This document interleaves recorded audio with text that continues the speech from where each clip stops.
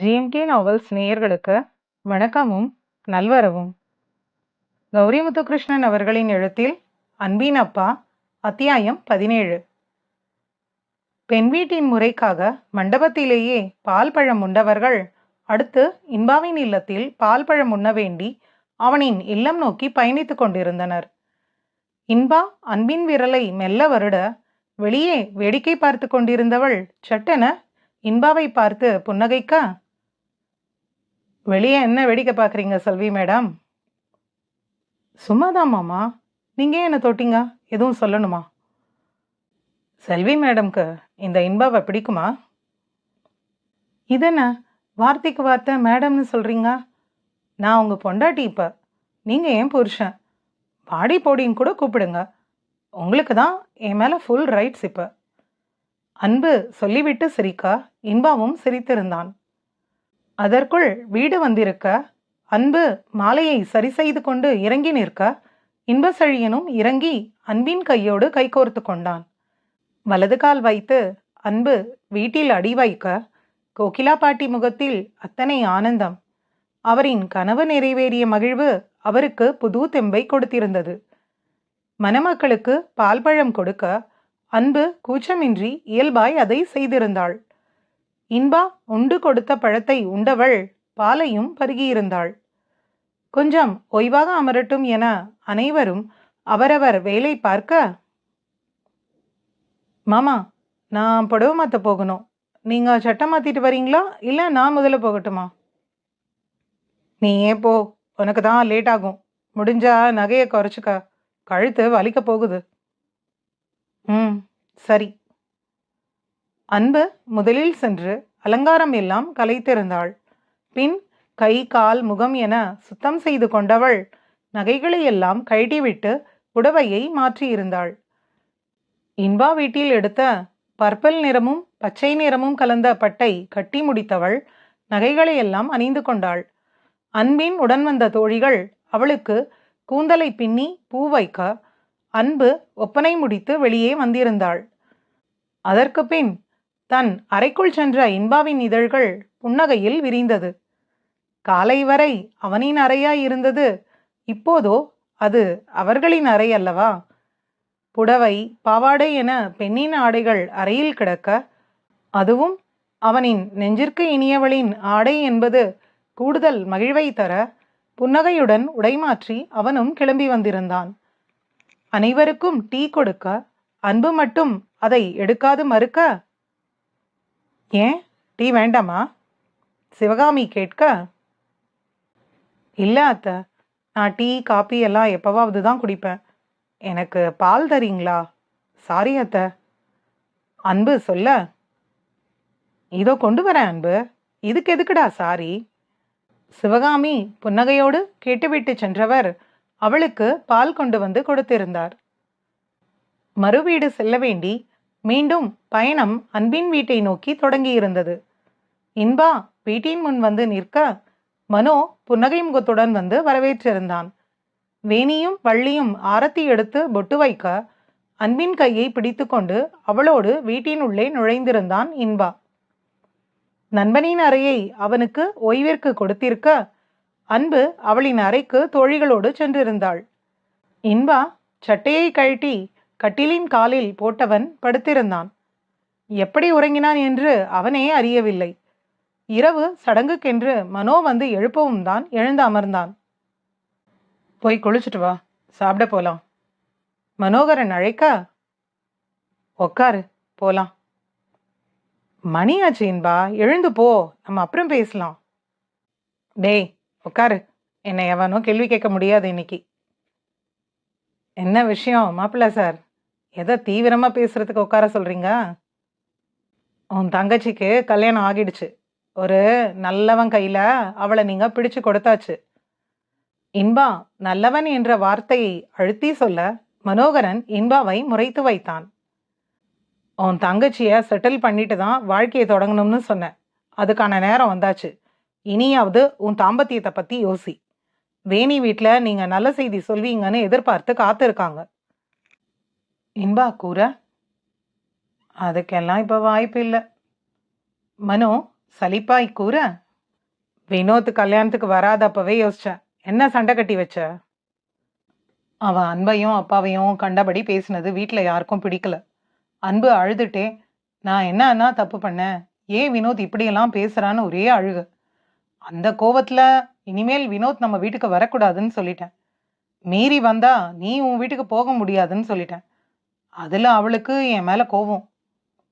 மனோ சொல்ல, வேணி பிறந்த வீட்டுக்கு போகக்கூடாதுன்னு சொல்ல உனக்கு என்ன உரிமை இருக்கு? நம்ம வீடுனா அது வேணிக்கும் தானே. அவன் தம்பி அவ இருக்கிற வீட்டுக்கு தானே வந்து பார்ப்பான். அவன் மரியாதை இல்லாம பேசுனது சரியா அப்பா? உங்க சண்டை வேற, அவங்க பாசம் வேற. ரெண்டையும் ஒன்னா சேர்க்காத மனோ. ராத்திரி கால்ல விழுந்தாவது வேணிய சமாதானம் பண்ணு. வினோத் பண்ண தப்புக்கு வேணிக்கு தண்டனை தராத, புரியுதா? இன்பா கேட்க, புரியுது. நீ எழுந்து கிளம்பு. நான் என் பொண்டாட்டிய சமாதானம் பண்ணிக்குவேன். நீங்க உங்க பொண்டாட்டிய போய் பாருங்க. மனோ சொல்ல, இன்பாவின் கண்ணை நிறைத்தது புன்னகை. இரவு இன்பா அன்பிற்காக காத்திருக்க, அன்பு கலங்கிய கண்களோடுதான் அறைக்குள் வந்திருந்தாள். என்னாச்சு செல்விமா? ஏன் கண் கலங்கியிருக்க? அது சொல்லாமல் அன்பு அழாம என்னன்னு சொன்னா தானே தெரியும். அது என் ஃப்ரெண்ட்ஸ் எல்லாம் அவங்களோட ஃபர்ஸ்ட் நைட் பத்தி சொல்லிட்டு இருந்தாங்களா. அப்போ வேணி அண்ணி கிண்டலா அந்த அருள் என்னை தொட்டதை சொல்லி சிரிச்சாங்க. அவமானமா போயிடுச்சு எனக்கு.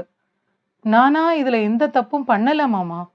ஆனா ஒவ்வொரு முறையும் என்னை கூனி குறுக வைக்கிறாங்க. அன்பு சொல்லிவிட்டு அழ, இன்பா அவளை நெஞ்சோடு சேர்த்து அணைத்திருந்தான். அவன் அணைத்த நொடி அன்பு இன்னும் உடைந்து அழ, நீ ஒரு தப்பும் பண்ணல செல்விமா. பேசுறவங்க மனசுல எல்லாம் பொறாமையும் கோபமும் தான். என்ன செய்தாலும் இந்த அன்பு நிமிர்ந்து நிக்கிறான்னு அவங்களுக்கு எரிச்சல்.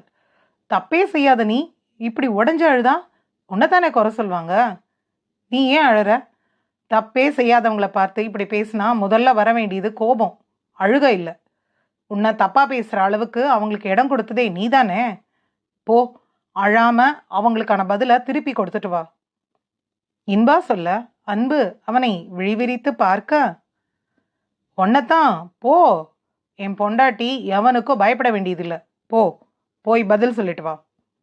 இன்பா அவளை அவனிடமிருந்து பிரித்திருக்க, அன்பு கண்களை துடைத்துவிட்டு வெளியே சென்றிருந்தாள். அன்பு மனோவின் அறை முன் வந்து நிற்க, சொந்தக்கார பெண்கள், அன்பின் தோழிகள், வள்ளி என அனைவரும் கேள்வியாக பார்க்க, கோகிலா பாட்டி அன்பை அறைக்குள் செல்ல சொன்னார். ஒரு நிமிஷம் பாட்டி, அண்ணி கூட பேசிட்டு போறேன். அன்பு சொல்லிவிட்டு மனோவின் அறைக்கதவை தட்ட, அலைபேசியை பார்த்து கொண்டிருந்த வேணி கதவை திறக்க, பின்னே மனோவும் வெளியே வந்திருந்தான். என்னாச்சு பாப்பா? அண்ணிக்கிட்ட ஒரு விஷயம் சொல்லணும், உள்ள வரவா? அன்பு அனுமதி கேட்க, மனோகரன் தங்கையின் கைப்பிடித்து உள்ளே அழைத்து வந்திருந்தான். என்னடா விஷயம்? இந்நேரம் ஏன் இங்க வந்து நிக்கிற? மனோ புரியாது கேட்க, ஒரு நிமிஷம் வெளியே போ அண்ணா. அன்பு சொல்லவும் மனோ வேணியை பார்த்தவன் வெளியே சென்றிருந்தான். என்ன ஒருத்தன் தொட்டான்தான், இல்லைன்னு நான் மறுக்க மாட்டேன். அதை சொல்லியே வினோத்தும் நீங்களும் என்ன வார்த்தையால உடைக்க நினைக்கிறீங்க. அது நடக்காது. எந்த தப்பும் செய்யாதனா இனி எதுக்காகவும் கலங்க மாட்டேன். என்ன பலவீனமாக்க நீங்க சாக்கடைக்குள்ள இறங்காதீங்க. அது நம்ம யாருக்கும் நல்லது இல்லை. அன்பு சொல்லிவிட்டு வெளியே சென்றிருக்க, வேணி கண்கலங்கி நின்றிருந்தாள். அன்பு அறைக்குள் வந்து இன்பாவை பார்த்து கட்டை விரலை உயர்த்தி காட்ட, இன்பா சத்தமின்றி கைத்தட்டி வாழ்த்து சொன்னான். அவ்வளோதான். இப்போ உன் முகம் எப்படி இருக்குன்னு பாரு. பேசுற 4 பேர் பேசிக்கிட்டே தான் இருப்பாங்க. தரம் தாழ்ந்து பேசுறவங்களுக்காக உன்னை நீயே காயப்படுத்திக்காத செல்வி. இன்பா சொல்லவும் சரியென தலையாட்டி இருந்தாள். தேங்க்ஸ் மாமா, இப்பதான் நிம்மதியா இருக்கு. அண்ணி இப்படி பேசுவாங்கன்னு நான் எதிர்பார்க்கவே இல்லை. அதான் அழுக வந்துட்டு. வினோத் இருக்க வேண்டிய இடத்துல நான் இருக்கிறதுனால வந்த கோவமா இருக்கும். விடுடா. இல்ல மாமா, எனக்கு உங்களை ரொம்ப பிடிக்கும்னு நான் மதிக்கிட்ட சொல்லிக்கிட்டு இருந்தேன். அதை கேட்டுதான் அண்ணி இப்படி பேசினாங்க. அன்பு முகம் சுருங்கி சொல்ல, இன்பாவின் காதில் விழுந்த வார்த்தைகள் அவனை இன்பம் கொள்ள செய்திருந்தது. ஓ, செல்விக்கு என்ன ரொம்ப பிடிக்குமா? இது எப்போ இருந்து? எனக்கு உங்களை எப்பவுமே பிடிக்கும். நான் எப்போ குழம்பி நின்னாலும் எனக்கு தெளிவான அறிவுரையும் அக்கறையும் அன்பையும் ஒண்ணா தர ஆள் நீங்க. அதுவும் என் இடத்துல நின்னு என்னோட உணர்வை புரிஞ்சுக்கிட்ட ஒரே ஆள் நீங்க தான். அதனால தான் அந்த அருணை பிடிக்கலன்னு அப்பா கிட்ட சொல்லாம உங்ககிட்ட சொன்னேன். நீங்க பார்த்த வேலையில தான் கல்யாணமே நின்னுச்சு. அப்பா என்கிட்ட உங்களுக்கு தான் என்ன பேசியிருக்காங்கன்னு சொல்லவும் எனக்கு எவ்வளவு சந்தோஷம் தெரியுமா? உண்மையா அப்பதான் யோசிச்சேன். அப்பா கிட்ட அருணை பிடிக்கலன்னு சொல்றதுக்கு தயங்கினதுக்கு பதிலா உங்களை லவ் பண்றேன்னு சொல்லியிருக்கலாம் நான். அன்பு சொல்லிவிட்டு சிரிக்க இன்பா அவளை முறைத்திருந்தான். அன்பின் அப்பா அத்தியாயம் 18. முறைக்காதீங்க மாமா. எனக்கு எது ஈஸியோ அதை சொன்னேன், அவ்வளோதான். ஒருத்தர் மேல காதலே இல்லாம காதல்னு சொல்றது தப்பு செல்விமா. காதல் வேற, பிடித்தம் வேற. என்ன லவ் பண்றேன்னு பொய் சொல்வியா நீ? நிச்சயம் முன்னாடி உங்க மேல காதல் எல்லாம் இல்ல. ஆனா இப்போ லவ் தான் மாமா. I love you. அன்பு சட்டென சொல்லிவிட இன்பா கண்களை ஒரு நொடி மூடியிருந்தான். இத்தனை வருடமாக இந்த 3 வார்த்தையை சொல்லத்தானே போராடி கொண்டிருக்கிறான். இவள் என்னவோ அத்தனை எளிதாய் அவள் மனதை கூறிவிட்டாளே. இன்பா கண் திறந்து அவளை பார்க்க, மாமா உங்களுக்கு என்ன பிடிக்குமா? என் மேல உங்களுக்கு காதல் வருமா? அன்பு அவன் கைப்பிடித்து ஆர்வமாய் கேட்க, பிடிக்குமாவா? இந்த அன்பு செல்வியை யாருக்காவது பிடிக்காம போகுமா? எனக்கும் உன்னை ரொம்ப பிடிக்கும் செல்விமா. காதல் காதல் எல்லாம் வாழும்போது புரிதல்ல வர வேண்டியது. எனக்கும் வரும். வந்ததும் நானும் சொல்றேன். இன்பா சொல்ல அன்பின் முகம் சற்று ஒளி இழந்தது. அதை கவனித்தவன், இது காதலுக்கான நேரம் இல்ல செல்வி, காமத்துக்கான நேரம். அத இப்படி பேசி வீண் பண்ணக்கூடாது சொன்னவன் அவளை பக்கம் இழுக்க,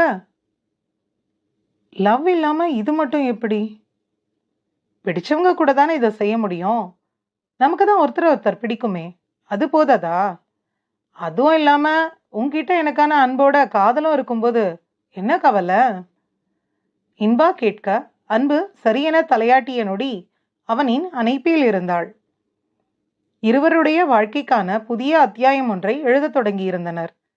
காதல் இனிதான் வரும் என கூறியவனின் அணுகுமுறையில் காதலை மட்டுமே உணர்ந்தவள் அவனை தன்னுள் முழுதாய் நிறைத்திருந்தாள். எத்தனை நாள் தேடல் இது அவனுக்கு! அவன் வயதுக்கு வந்த நாளிலிருந்து அவனுள் இருப்பவள் இவள் மட்டும்தான் அல்லவா? அவனின் அத்தனை ஈரக்கனவுகளுக்கும் சொந்தக்காரி. வீட்டில் அப்பாவின் தொழிலை கவனித்துக் கொண்டாலே போதும்தான். ஆனால் அவனின் சுய சம்பாத்தியத்தில் இவளை ராணியாக வைத்துக் கொள்ளத்தானே பெற்றோரை விட்டு, பிறந்த ஊரை விட்டு தனியாய் இத்தனை நாளும் உழைத்து பொருள் சேர்த்திருந்தான். இவள் தன் வாழ்வில் இல்லை என்று 3 மாதம் முன் அறிந்தபோது எத்தனை கண்ணீரை சிந்தியிருக்கிறான். வாழ்வையே வெறுத்திருந்தவன் கையில் வரமாக சேர்ந்தவள் அல்லவா? சில காரணங்களுக்காக அவன் காதலை வார்த்தையால் மறைத்தவனுக்கு அதை செயலில் மறைக்க தெரியவில்லை. இருவரின் தாம்பத்திய வாழ்வும் இனிதே தொடங்கியிருக்க தன் அருகில் உறங்கும் பெண்ணவளை கண்ணில் நிறைத்து கொண்டிருந்தான் இன்பசெழியன். அதற்கு எதிர்மறையாக சென்று கொண்டிருந்தது மனோவின் அறையில். அன்பு எதற்காக வந்து சென்றாள் என்னும் கேள்வியை மனோ கேட்க அனைத்தையும் சொல்லியிருந்தாள் வேணி. அவளை தீயாய் முறைத்தவன் எதையும் பேசாது அமைதியாய் அமர்ந்து கொண்டான். நான் வேணும்னெல்லாம் அப்படி பேசல மனோ. ஏதோ ஒரு ஆதங்கம், கோவம். நம்ம காதலிச்ச அதே நேரம்தான் வினோத்தும் அன்பும் லவ் பண்ணிட்டு இருந்தாங்க. எப்படியும் அன்பு வினோத் கல்யாணம் தான் நடக்கும்னு அவன் வீட்டுக்கு வந்து பிரச்சனை பண்றவரை நம்பிட்டு இருந்தேன். இப்பன்னு இல்லை, உங்களோட அதிக நெருக்கமா இருக்கிற இன்பாவை ஏனோ எனக்கு ஆரம்பத்துல இருந்தே பிடிக்காது. இப்ப என் எண்ணம் மாறி அன்புக்கு இன்பா கூட கல்யாணம் நடக்கவும், அதுவும் அன்பு என் தம்பியை யோசிக்காம இன்பாவை ரொம்ப பிடிக்கும்னு சொல்லவும் ஒருவித எரிச்சல். அதுல என்ன பேசுறோம்னே யோசிக்காம பேசிட்டேன். மற்றபடி திட்டம் போட்டு அவளை அழ வைக்கலாம் நினைக்கல. எனக்கும் அன்பை பிடிக்கும்பா, அது உங்களுக்கும் தெரியும் தானே. இத்தனை வருஷத்துல என்னைக்காவது அவளை நான் காயப்படுத்தி இருக்கேனா? வேணி கேட்டுவிட்டு அழ. அவளை குழந்தையா என் கையில கொடுத்த நாள்ல இருந்து அவ என் உசுரடி. எனக்கு இந்த உலகத்திலேயே பிடிச்ச ஒரே உயிர் அவதான். அன்பு வெகுளி. யாரையும் அவளுக்கு ஒதுக்கவும் தெரியாது, வெறுக்கவும் தெரியாது. வினோத்தை கூப்பிடு அண்ணா, நீ சொன்னா வருவான். நம்ம வீட்ல அவனும் ஒருத்தன் தான்னு கேட்ட பொண்ணு. நான் அவளுக்காக தான் உன் தம்பிய நேர்ல போய் கூப்பிட்டேன். வந்தானா அவன்? என் வார்த்தைக்கு மரியாதை இருக்கா?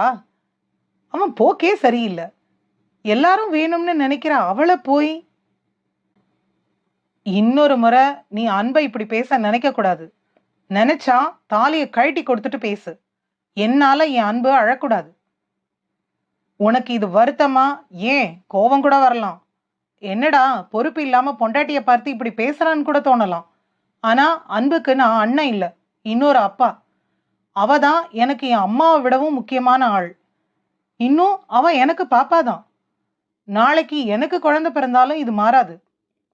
அன்பு, அம்மா, அதுக்கப்புறம்தான் என் வாழ்க்கையில நீ. எனக்கு உன் மேல காதல் உண்டு. உனக்காக தான் படிச்சுக்கிட்டே வேலைக்கும் போய் கல்யாணம் வர வந்தேன். இது நிலைக்கா நான் மட்டுமே நினைச்சா போதாது, நீயும் நினைக்கணும். என்னால இன்னும் ஜீர்ணிக்க முடியலடி. ஏன் வேணியா இப்படி பேசினான்னு வலிக்குது. மனோ சொல்லிவிட்டு அறையிலிருந்து வெளியே சென்றிருக்க வேணி அழுதிருந்தாள். அடுத்த நாள் காலை இன்பா எழும்போது செல்வி அறையில் இல்லை. இவன் குளித்து வரவும் மனோ தங்கையின் அறைக்குள் நீண்ட நாட்களுக்கு பின் வர, வாடா, ராத்திரி என்ன பெரிய சண்டையா? அதெல்லாம் மறுபடியும் கிளறி விடாத இன்பா, சலிப்பா இருக்குடா. மனோ சொல்லிவிட்டு அங்கிருந்த சோபாவில் சாய்ந்து அமர, சில நேரம் சில விஷயங்கள் சரியா அமைய நம்ம தான் முயற்சி பண்ணணும். எங்க கல்யாணம் உறுதி பேசினப்பவே நீ வினோத் பத்தி வேணி கூட பேசியிருக்கணும். உங்களுக்கு மட்டும்தான் அன்பு முதல் குழந்தையா? வேணிக்கு அவ தம்பி முதல் பிள்ளையா இருக்கக்கூடாதா? வேணி அன்புக்கு கொடுக்க வேண்டிய முக்கியத்துவம் பத்தி பேசுற நீ வினோத் விஷயத்துல என்ன பண்ண? உன் தங்கச்சிக்காக எல்லாரையும் ஒதுக்கி வைப்பியா? நீ என்னையே ஒதுக்கி வச்சவன் தானே. இந்நேரம் அந்த அருண் என் இடத்துல இருந்திருந்தா நம்ம இப்படி பேசிக்கிட்டு கூட இருந்திருக்க மாட்டோம்ல. இன்பா சூடாக கேட்க மனு துடித்திருந்தான். நண்பனின் வார்த்தையில் இருந்த சூடு அவனை வாயடைத்திருந்தது. பாசம் காட்டுங்கடா, யார் வேண்டாம்னு சொன்னா? உங்க பாசத்துக்காக அடுத்தவனெல்லாம் யோசிக்காம பேசிக்கிட்டு நடந்துகிட்டு இருக்காதீங்க. ஒரு நாள் வாழ்க்கையை திரும்பி பார்த்தா அன்பு மேல வச்ச பாசத்துக்காக நிறைய இழந்திருப்பீங்க, நீயும் உன் அப்பாவும்.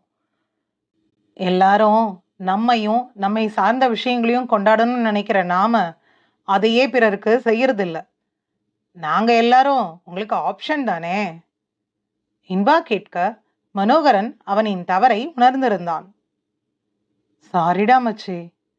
மனோ இன்பாவை பின்னிருந்து முதுகோடு அணைத்திருந்தான். என்ன பண்ற எருமை, கூச்சமா இருக்குடா. எனக்கு சாரி சொல்ற அளவுக்கு நமக்குள்ள இன்னும் நட்பு விட்டு போகல. போய் வேணிய சமாதானம் பண்ணு. அந்த பொண்ணு தான் மிரண்டு போயிருக்கும். தப்பு செய்யறது மனுஷனுக்கு இயல்பான குணம்தான் மனோ. இன்பா சொல்லவும் மனோ சரியென அறையை விட்டு சென்றிருந்தான். இன்பா கிளம்பி அறையை விட்டு வெளியே வர அன்பு மாதவனின் அருகில் அமர்ந்திருந்தாள். அவரோ மகளுக்கு உணவை ஊட்டிவிட்டு கொண்டிருந்தார். அதை கண்டதும் சட்டென ஏதோ ஒரு எரிச்சல் அவனுள். இன்பா அன்பின் அருகில் போய் அமரவும் உணவை வாயில் அடக்கிக் கொண்டு இன்பாவை பார்த்து சிரிக்க முயன்றிருந்தாள். எனக்கு ஒரு காப்பி தண்ணி கொடுத்தியா? வாய் முழுக்க இட்லியோட சிரிப்ப பாரு. இன்பா கிண்டலாக கேட்க அன்பின் முகத்தில் அதே அசட்டு சிரிப்பு. உணவு உண்டு கொண்டிருந்தவள் சட்டென எழுந்து போகவும் மாதவனின் முகத்தில் ஏமாற்றம். சமையல் அறைக்குள் சென்றவள் வாழை இலையுடன் வெளியே வந்திருந்தாள். இன்பாவை அழைத்து உணவு மேஜையில் அமர சொன்னவள் அவனுக்கு சூடாய் இட்டலி, வடை, கேசரி என பரிமாற இன்பா உண்ணத் தொடங்கியிருந்தான். இன்பாவின் ஒற்றை கேள்வியில் அவளின் உணவை மறந்து சென்ற மகளையே மாதவன் பார்த்து கொண்டு அமர்ந்திருக்க, செல்வி, எனக்கு கம்பெனி தரலாம்ல, உட்காரு, நீயும் சாப்பிடு.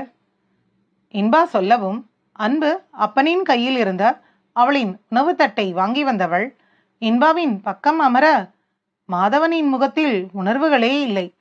அதைக் கண்டு இன்பாவின் முகத்தில் புன்னகை பரவியிருந்தது. சட்டென திரும்பி மாதவனை பார்த்து சிரித்து வைத்தான், அதுவும் கிண்டலாக. மாதவன் மகளுக்கு சாம்பார் விட, மாமா எனக்கும் சாம்பார் விடுங்க, இன்பா கேட்க, மாதவனுக்கு முன்னே நீண்டிருந்தது அன்பினுடைய கைகள். அன்பு பரிமாற உண்டு எழுந்தவன் கை கழுவி வர சூடாய் காப்பி கலந்து கொடுத்தாள். காலை உணவுக்கு பின்னான காப்பி என்பது அவனுக்கு அத்தனை விருப்பமான ஒன்று.